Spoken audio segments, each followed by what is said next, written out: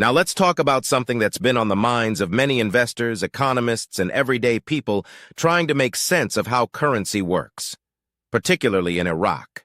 Have you ever stopped to think about how the value of a country's currency is really determined? Or why the official exchange rate often doesn't match what you see when you actually try to exchange money in the real world? These are big questions, and they're especially relevant right now as Iraq considers major changes to how the dinar is valued. Today, we're diving deep into the Iraqi Dinar, also known as the IQD, and its complex journey toward a more realistic exchange rate. And I think you might be surprised by some of what we uncover. The IQD has been through a lot: wars, sanctions, regime changes, and shifting global alliances. As a result, its value has been artificially held in place for years. That fixed exchange rate has created a split in the currency market. There's the official rate, what you get from banks and the central authority, and then there's the rate you get from the informal or parallel market. The difference between these two rates has created a lot of confusion and speculation. But more importantly, it's made it hard to understand what the IQD is truly worth. There's been talk lately about allowing the IQD to float, that is, to let its value be determined by market forces instead of being set by the government. This would mean the value of the dinar could rise or fall depending on economic activity, trade, investment flows, and other real-world factors. In theory, a float would help bring the official rate and the market rate into alignment and reveal a clearer picture of the currency's true value. But floating a currency isn't always straightforward. Some governments choose to place a cap on the float to prevent too much fluctuation. For example, there's been speculation about setting a cap at $1.32 per dinar. On the surface, that sounds like a solid valuation. It's higher than current levels and could restore some confidence. But I believe that even $1.32 might not fully reflect the IQD's real potential. In fact, a cap like that could cause more harm than good in the long term. To understand why, we need to look at how the currency landscape in Iraq has been changing. The parallel market, once a major part of currency exchange in the country, has essentially been shut down through tighter regulations and enforcement. More and more transactions are now happening through official channels. While this might seem like a win for transparency and order, it also means the old benchmarks for judging the currency's value are no longer relevant. If people aren't using the parallel market anymore, then using it as a reference point for valuation doesn't make much sense. This shift has created a new challenge. How do we now determine what the dinar is actually worth? That's where the real effective exchange rate comes in. It's a more comprehensive way to evaluate a currency, taking into account things like purchasing power, inflation, international competitiveness, and trade flows. If the IQD were to float freely, without a cap, it could gradually find its true value in the global market based on these economic fundamentals. But capping the rate at $1.32 could limit that process. It might make investors nervous, creating uncertainty about how stable or trustworthy the currency really is. That kind of uncertainty can stall growth. When investors and businesses don't feel confident in the long-term value of a currency, they tend to hold back. They delay projects, cut back on spending, and look elsewhere for safer opportunities. And that hesitation can ripple across the entire economy. If you look at countries that have tried to float their currencies while keeping them capped, you'll often find that they've faced resistance from the market. In many cases, the cap eventually had to be removed or adjusted because it didn't reflect reality. That's why I think the conversation about $1.32 being a fair value needs to be looked at with some skepticism.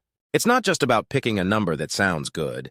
It's about letting the market decide based on real-world factors. Some people also point to the old valuation of around 76 cents and argue that this is more accurate. But in today's economic environment, even 76 cents feels like an undervaluation. Why? Because it doesn't hold up when you look at what that money actually buys. Prices for basic goods and services are still high. If you're living in Iraq and trying to make ends meet, you know that 76 cents per dinar doesn't stretch as far as it should. That's purchasing power erosion in action. This isn't just a financial issue, it's a daily life issue. When a currency is undervalued, it impacts what people can afford. Groceries, household goods, rent, it all becomes more expensive. And that affects everyone, from individual families to large businesses. Companies need a stable and predictable currency to make plans, manage costs, and grow. If they can't forecast expenses or revenues because the exchange rate is unstable or capped, they hesitate to invest. That delay in investment slows innovation, hiring, and overall economic momentum. This back and forth, between control and freedom, stability and flexibility, is at the heart of Iraq's currency debate. On one hand, a fixed exchange rate offers predictability. It protects against wild market swings and can keep inflation under control. On the other hand, it limits the country's ability to adapt to new economic realities and can create artificial pressure points that eventually break under strain. Let's talk about what a fixed exchange rate really is. It means the government sets the currency's value and keeps it there, usually by pegging it to a stronger currency like the US dollar or the euro. This setup can provide a sense of calm and stability, especially during uncertain times. A small business exporting goods might prefer a fixed rate because they know what to expect. But maintaining that rate requires a strong grip on monetary policy and often large reserves of foreign currency. If something goes wrong, say foreign reserves run low, it becomes almost impossible to defend the fixed rate. That's exactly what happened in Russia in 1998 when the ruble collapsed and triggered a financial crisis. There are real-world examples of both systems working well under certain conditions. China, for example, has long pegged the yuan to the US dollar to support trade competitiveness. Saudi Arabia has also fixed its currency to the dollar since the 1980s, giving investors confidence and ensuring a predictable business environment. But those countries also have unique advantages: massive exports, strategic global roles, and strong foreign reserves that allow them to manage a fixed system more effectively. In Iraq's case, the situation is different. There's a strong argument to be made that now is the time for a shift toward a floating exchange rate, but without artificial limits. That kind of float allows the currency to rise and fall based on what's actually happening in the economy. And yes, it would introduce some volatility, especially in the beginning.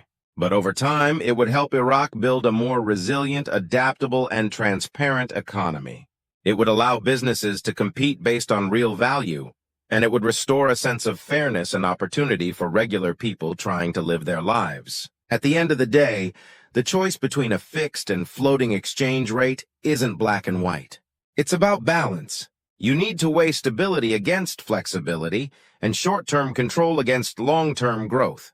Iraq's decision will impact not just investors, but workers, families, and the overall health of the economy for years to come.